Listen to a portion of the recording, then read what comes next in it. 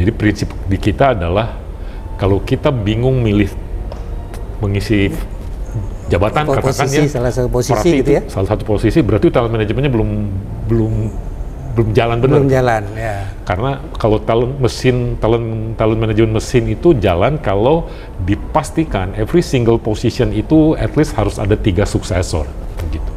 3 suksesor inilah yang nanti memastikan akan dibawa ke talent committee untuk diputuskan siapa yang yang katakan yang eligible atau terpilih untuk megang posisi. Kita sudah purely individual merit system, Pak. Oke. Even kenaikan gaji, bonus, semua berbasis kinerja gitu ya. Jadi di samping kenaikan gaji yang standar, tapi untuk top flyer bisa kita kasih lebih kenaikan gajinya. Karena kita punya prinsip we should give more for those who contribute more. Jadi meskipun selevel semuanya sama, bisa jadi take home-nya beda-beda. Ya. Nah, spirit itu mau kita bangun dan itu dibahas di komite. Jadi supaya hilang dislike-nya gitu ya. Karena kalau ngomong culture sih, semua all the practices, all the policies semua terkait ke sistem itulah akan membangun culture kan. Makanya di sub elemennya itu harapannya dari kesisteman itu kita bangun semua. Nah, kunci penggerak dari culture kan orang. Makanya kita mulai dari perencanaan, perekrutan orang juga harus kita udah desain sedemikian rupa lah bahwa profile in journey bestie itu kayak apa sih? Betul. Values apa yang kita harapkan dari anak-anak yang mau bergabung di kita supaya nanti penggerak dari culture ini. Gitu. Jadi semua itu harus diukur. Karena kita berkeyakinan if we cannot measure, we cannot manage. Jadi semua terukur, termasuk juga talentnya, HC sistemnya. Jadi kita punya HC arsitektur yang memang sekarang mulai diseragamkan sama kementerian tuh, Pak. Nah, demikian juga culture-nya. Nah, culture-nya juga sekarang kita harapkan tidak lagi inward looking, tapi lebih ke bagaimana kita dapetin insight outward-nya. What people think about us. Bukan kata employee kita nih. Betul. Kan biasanya survei-survei dalam. Tapi bagaimana kata pelanggan kita, kata traveler tentang airport kita, persepsi itu yang mau kita dapat supaya memastikan lurus kulturnya. Nah, mimpi besar itulah yang menjadi kompas bagaimana strategi HC itu harus dibikin. Berangkat dari visi perusahaan. Nah, HC itu bagaimana di drive seperti halnya mimpinya mau kemana.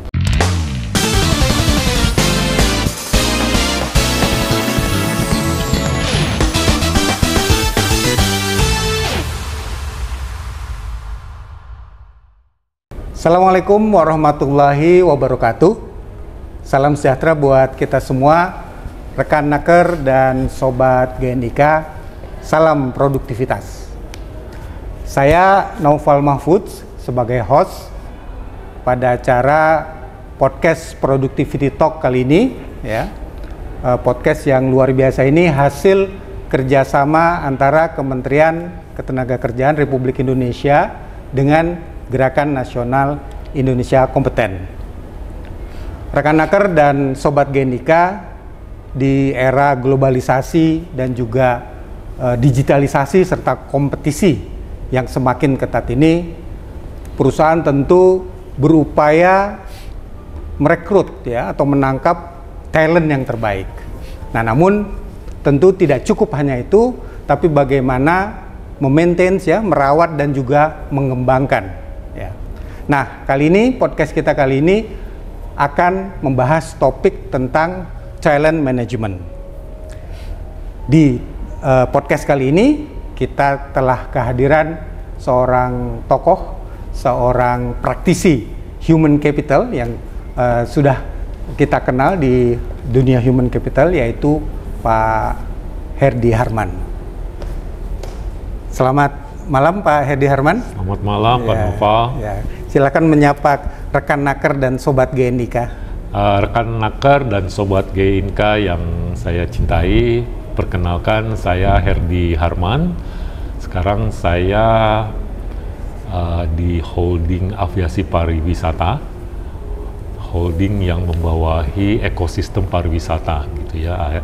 Ada airport, ada aviation service, ada destination seperti taman wisata candi, candi-candian itu, taman mini, itu bagian dari destination. Kalau kita kenal taman wisata Candi Borobudur, kita juga ada InJourney Hospitality yang mengelola hotel-hotel BUMN, kemudian kawasan ekonomi khusus medical tourism yang ada di Sanur. Kita juga ada tourism development yang mengelola Nusa Dua, Mandalika, dan event-event internasional kayak MotoGP, Powerboat, Aquabike, yang itu dikelola di keluarga kita semua. Juga Sarina, InJourney Retail yang memang mendapat peran dari pemerintah untuk mengaktifkan retail khususnya UMKM supaya bisa melaju lebih kencang lagi, produknya lebih bagus lagi. Nah, itu sekilas mungkin tentang InJourney atau tempat saya sekarang berada, Pak Noval, atau di nama lengkapnya sih PT Aviasi Pariwisata Indonesia, tapi brandnya InJourney. Nah, di bawah-bawahnya ada brand juga kayak airport. Mungkin kalau teman-teman ke airport kan InJourney Airport. Nah, itu keluarga kita. Pokoknya kalau ada tulisan InJourney, itu keluarga holding InJourney. Kurang lebih itu perkenalan saya. Baik, terima kasih Pak Herdy. Rekan Naker dan Sobat Genika, Pak Herdy ini saat ini mendapat amanah sebagai Direktur Human Capital dan Digital di InJourney. Sebelumnya, ini kebetulan Pak Herdy ini sahabat lama saya, ya, sebelumnya sebagai direktur di Telkom, ya, BRI ya, BRI, kemudian Telkomsel dan seterusnya di dunia human capital. Baik, Pak Herdy, tadi Bapak sudah cerita tentang profil dari InJourney ya.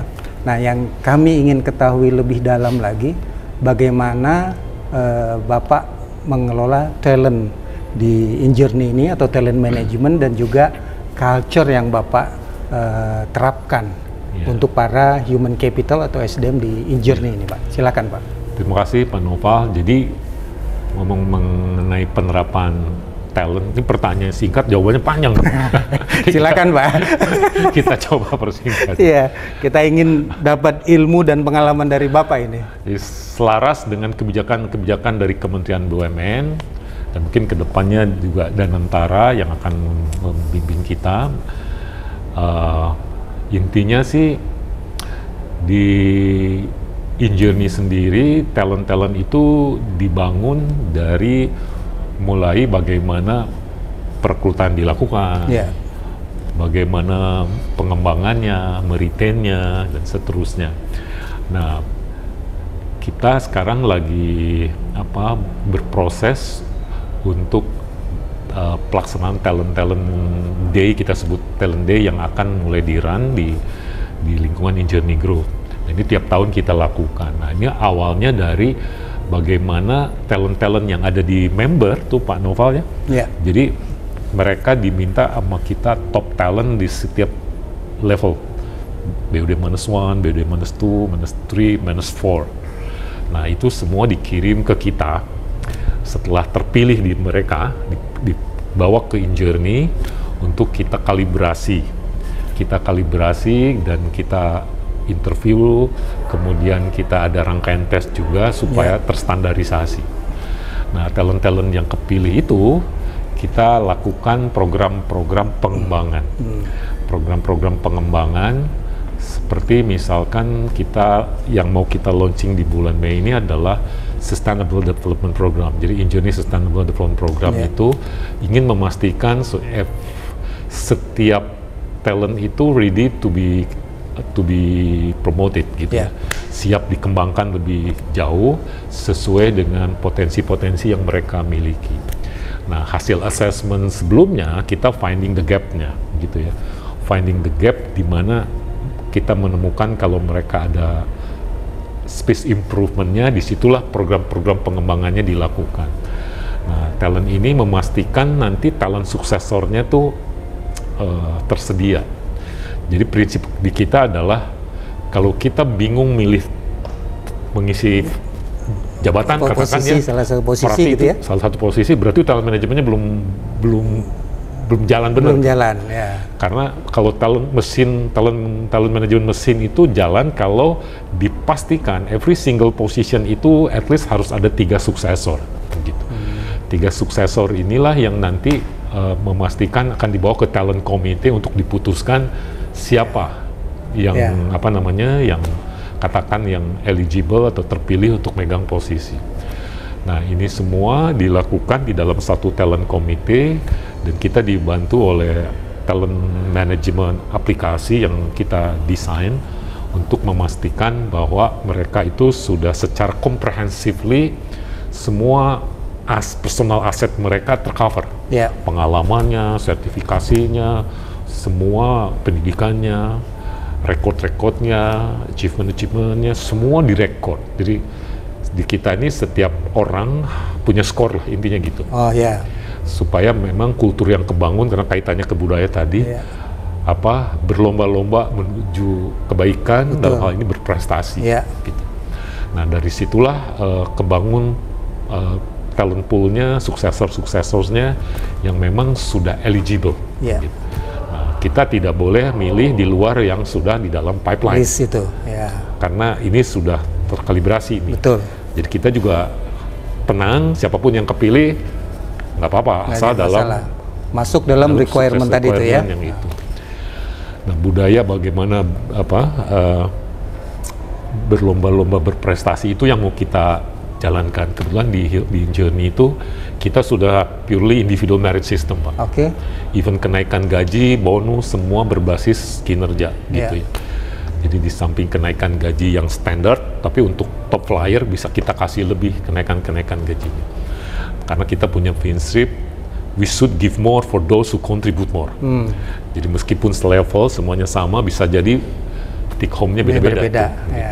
Nah, spirit itu mau kita bangun dan itu dibahas di komite. Jadi supaya hilang like dislike-nya gitu ya. Semua udah terkalibrasi. Nah, program pengembangannya juga kita bikin sedemikian rupa karena ini investasi kita nih. Jadi kita naikkan nih double growth-nya tuh kita bikin terus tingkatkan, Pak. Cost, 2 kali lipat. People development cost-nya itu.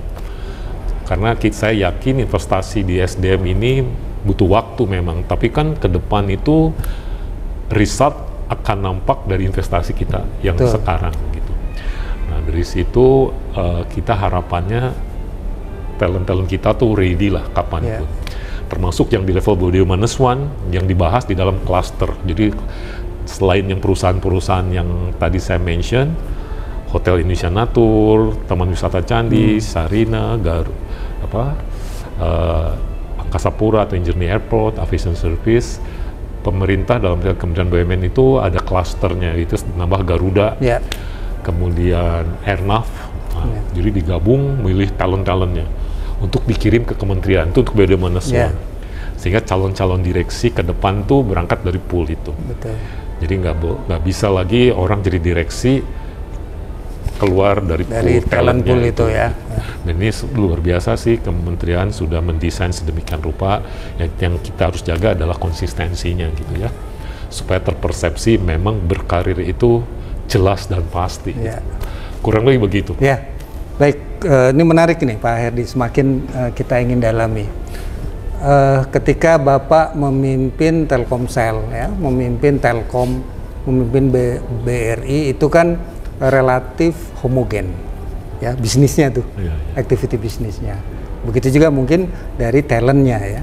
Nah, ini menarik nih, di holding company dengan berbagai perusahaan yang bidang bisnisnya itu berbeda. Nah, bagaimana Bapak membuat budaya kerja khususnya ini karena kita terkait produktivitas untuk bisa seluruh perusahaan ya yang di Journey ini termasuk holdingnya itu bisa produktif para karyawannya.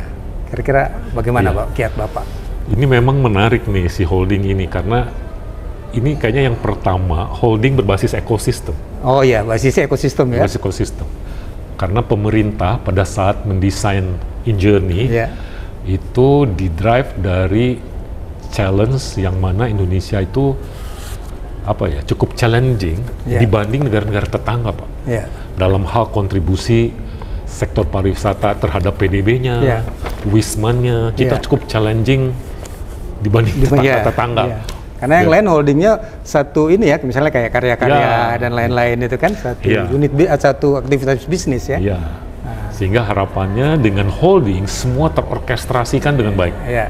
Katakanlah kita bikin event internasional. Gitu.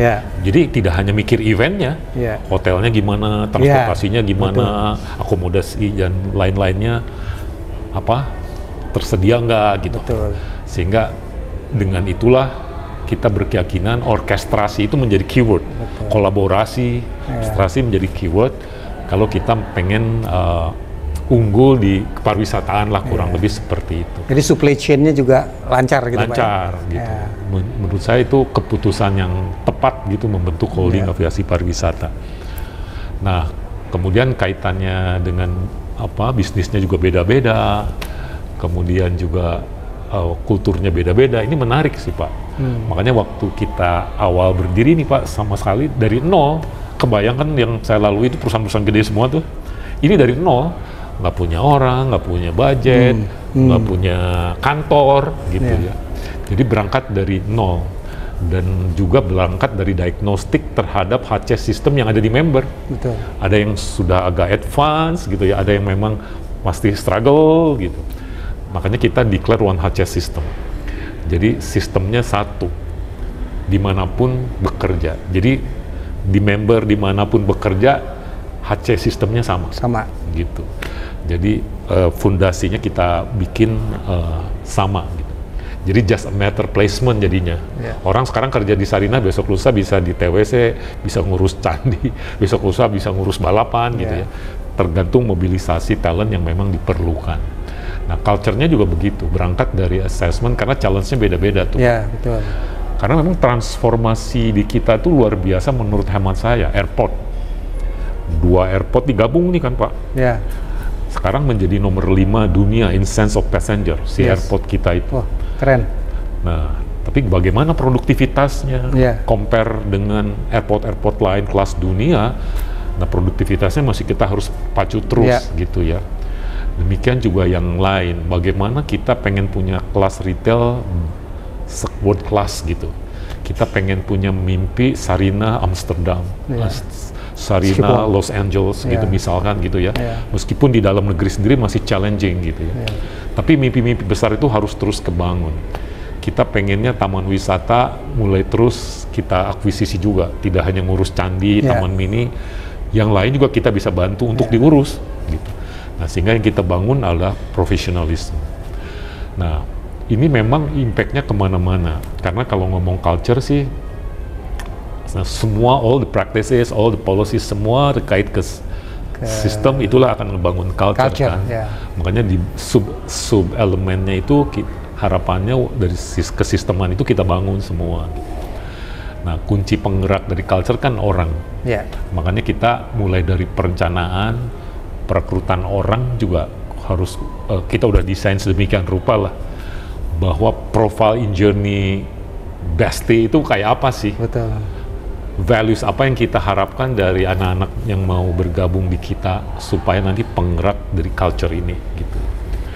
Nah, seperti itu sih Pak, ini harapannya. Productivity menjadi keyword sekarang ini dan kita masukkan itu ke KPI dan supaya memastikan culture is not sekedar euforia culture activation, tapi bagaimana culture development itu membangun culture arsitekturnya. Jadi semua itu harus diukur, karena kita berkeyakinan if we cannot measure, we cannot manage. Jadi semua terukur, termasuk juga talentnya, HC sistemnya. Jadi kita punya HC arsitektur yang memang sekarang mulai diseragamkan sama kementerian tuh Pak. Nah, demikian juga culture-nya. Nah, culture-nya juga sekarang kita harapkan tidak lagi inward looking, tapi lebih ke bagaimana kita dapetin insight outward-nya. What people think about us. Bukan kata employee kita nih. Betul. Kan biasanya survei-survei dalam. Tapi bagaimana kata pelanggan kita, kata traveler tentang airport kita, persepsi itu yang mau kita dapat supaya memastikan lurus kulturnya. Gitu. Mungkin itu dulu Pak. Ya memang mimpi bahwa bangsa kita menjadi bangsa yang produktif itu mimpi kita semua Pak. Artinya bukan hanya Pak Herdy ya, Injourney, jadi kita semua. Apalagi dalam indeks productivity ya, GDP per jam kerja orang Indonesia itu masih kita di ASEAN masih urutan ke-5 kalau tidak salah dari 11 negara ASEAN. Jadi PR kita makin banyak ini sama-sama kita lakukan ya. Baik Pak Herdy, saya ingin menyapa dulu ya teman-teman di Rekannaker dan Sobat Genika yang sedang menyaksikan podcast ini ya. Jika teman-teman punya pengalaman menarik ya tentang pengetahuan di organisasi atau di perusahaan teman-teman tentang produktivitas, silahkan share di kolom komentar atau media sosial ini ya. Baik, kita lanjutkan ya Pak Herdy. Nah, tentu tadi program, kemudian visi, misi dan lain-lain itu tidak lepas dari siapa yang menjalankan, apalagi siapa yang menahkodai gitu ya. Nah, kami melihat Pak Herdy termasuk salah seorang praktisi human capital yang sukses dalam menangani human capital di beberapa organisasi ya, di beberapa perusahaan, bahkan beberapa kali mendapatkan award gitu ya. Nah, yang kami ingin tanyakan, apa kiat atau tips ya sukses Pak Herdy mengelola human capital ini ya? Misalnya apakah prinsip-prinsip yang Bapak terapkan gitu ya, dan juga hal-hal yang menjadi kunci sukses Bapak mengelola talent atau mengelola human capital, Pak. Silakan, Pak. Baik, semua berawal dari sebetulnya visi perusahaan. Ya. Karena visi itulah yang mendrive dan menjadi kompas gitu ya. Kita harus dibiasakan punya big dream dalam segala hal, termasuk si perusahaan. Makanya perusahaan itu even by law kan punya RJPP itu. Ya. Nah, itulah mimpi-mimpi sebenarnya dari tahun-tahun yang harus kita lakukan. Nah, mimpi besar, apalagi kebetulan di Injern ini mimpi besarnya pengen kita prominent player globally gitu, karena aset-aset kita, aset pariwisata kan luar biasa, Pak. Betul. Apa sih yang Indonesia nggak punya? Coba, luar biasa. Tapi ngomong kontribusi sektor pariwisata terhadap PDB-nya, membandingkan tingkat kunjungan Wisman dibanding ke negara-negara lain, still challenging banget gitu. Nah, ini PR-nya. Nah, mimpi besar itulah yang menjadi kompas bagaimana strategi HC itu harus dibikin. Berangkat dari visi perusahaan. Nah, HC itu bagaimana di drive seperti halnya mimpinya mau kemana. Contoh yang sedang kita siapkan adalah Talent Academy ini, Pak. Yeah. Kita pengen bagaimana airport kita nih contoh. Yeah. Karena di setiap member unik di situ. Yeah. Menarik banget lah di sini. Oke, airport itu mimpinya tidak lagi hanya mengandalkan airport operation, Pak. Oke. Kita setidaknya pengen seperti Changi, di mana airport itu as tourism destination. Yeah. Jadi kinerjanya tidak hanya lagi dari pendapatan airport ansih, bagaimana non-aeronya itu terus meningkat. Baik. Memanfaatkan aset-aset sekitar itu. Makanya kayak Changi punya Jewel, kayak gitu. Atau di beberapa negara punya airport city gitu. Jadi airport itu sudah jadi hub gitu. Tapi kan itu PR buat saya, Pak. Betul. Selama ini dia didik jadi operating airport, bagaimana mengelola airport. Sekarang disuruh berpikir bisnis, disuruh berpikir ekosistem. Ekosistem, betul. Kan beda. Betul. Tuh. Lebih komprehensif. Lebih komprehensif. Dia harus ngerti retail gitu. Harus ngerti hospitality si orang-orang airport itu. Nah, ini yang sedang kita terus upayakan, karena bergeser mindsetnya gitu. Contoh lain, misalkan ITDC. ITDC dulu hanya ngelola Nusa Dua tuh. Betul. Ada jadi landlord gitu. Betul. Kan. Tapi kan sekarang harus jadi pengembang pariwisata. Mengisi kawasan-kawasan yang harus kita kembangkan. Misalkan Mandalika itu bagaimana menjadi sport tourism. Glomori menjadi ekoturisme. Kembali PR buat saya langsung mikir, berarti kan beda ini kompetensi. Nah, jadi kita desain lagi, Pak, core kompetensi baru yang harus dimiliki. Yang match dengan yang tadi tugas tadi itu. Tuntutan baru, kan gitu. Semuanya bergerak, Sarina gitu. Dengan tuntutan baru, berarti kan harus mulai nih, bagaimana retail kita, bagaimana UM kita tuh ternyata kan bagus-bagus. Tapi dia layak menjadi world class gitu ya. Betul. Sehingga bagaimana kita punya Sarinah Pandu, mengembangkan UMKM yang bagus itu untuk bisa kita layak jadi diperjualbelikan ke turis-turis asing lah. Gitu. Nah itu butuh kompetensi baru baik di dalam maupun terhadap pembinaan UKM-UKM untuk Sarina. Nah demikian juga misalkan TWC, bagaimana kita mulai bisa mengakuisisi destinasi-destinasi baru. Kompetensinya lain kan? Betul. Yang dulu cuma ngurus candi, ya tiketing, seperti orang naik candi selesai gitu ya. Lebih simpel ya? Simpel banget. Tapi sekarang harus mikir, kita harus bantu Indonesia memanfaatkan aset-aset pariwisata yang dimiliki Indonesia ke depan.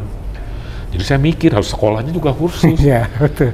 Ternyata ada contoh heritage management. Di luar negeri itu ada Pak, master sekolah heritage management gitu. Karena kayak Angkor Wat lah gitu. Begitu populernya. Betul. Apalagi sejak Tomb Raider, Angelina Jolie syuting di situ. Bikin film ya? Bikin film seperti itu. Dan banyak hal yang memang kita sedang di dalam turbulensi transformasi menuntut pengembangan talent-talent yang bergeser. Betul. Nah itu challenge. Nah akademi-akademi ini yang nanti core kompetensinya harus kita miliki sehingga keberlanjutannya itu terjaga. Gitu. Sustainability bisnisnya juga terjaga, si talent-talentnya itu terjaga. Karena kalau di sisi risk management nih Pak, menurut saya nih yang paling krusial adalah talent readiness. Talent readiness-nya siap nggak orang-orang kita meran perusahaan-perusahaan yang diamanahkan kita sekarang. Mungkin itu Pak. Ya, baik Pak Herdi, sudah banyak nih kita ya rekan-rekan dan Sobat Genika, kita sudah banyak mendapatkan insight nih dari Pak Herdi Harman. Ya. Baik, ini pertanyaan terakhir ini Pak Herdi, sebelum saya mengakhiri podcast ini.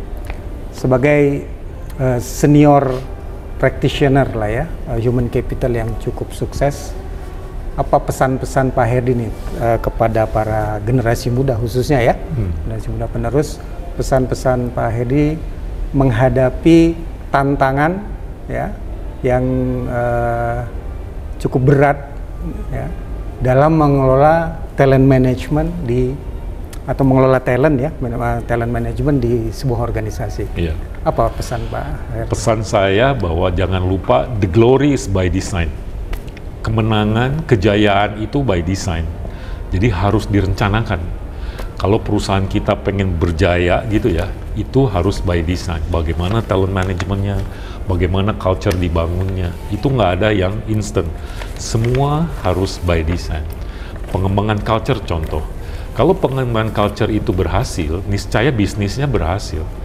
Karena kalau bisnisnya deteriorated, itu berarti talent manajemennya, culture-nya nggak sukses tuh Pak. Betul. Keywordnya adalah kembali ke bisnisnya. Betul. Jadi keberhasilan talent management, keberhasilan pengembangan culture budaya perusahaan, itu ke result tuh. Resultnya. Bisnisnya oke nggak gitu. Nah kembali ujungnya kan di orang, kesiapan orangnya, bagaimana budaya yang kita bisa bangun, itulah keywordnya. Cuman jangan lupa, everything has to be by design. So the glory is by design. Itu Pak. Ya, terima kasih Pak Herdi, kita sudah sampai akhir dari podcast kita hari ini. Sekali lagi terima kasih atas kehadiran Pak Herdi dan terutama insight-insightnya. Ya. Rekan Naker dan Sobat Genika, tadi kita sudah saksikan ya insight dari Pak Herdi Harman, seorang senior practitioner di bidang human capital. Ya, sekarang beliau mendapat amanah sebagai Director Human Capital dan Digital di Injourney. Ya, bagi teman-teman yang menyaksikan ini, jangan lupa follow podcast ini dan sampai jumpa pada podcast berikutnya yang tentu lebih menarik. Salam produktivitas. Salam produktivitas. Makasih Pak Herdi. Sama-sama Pak.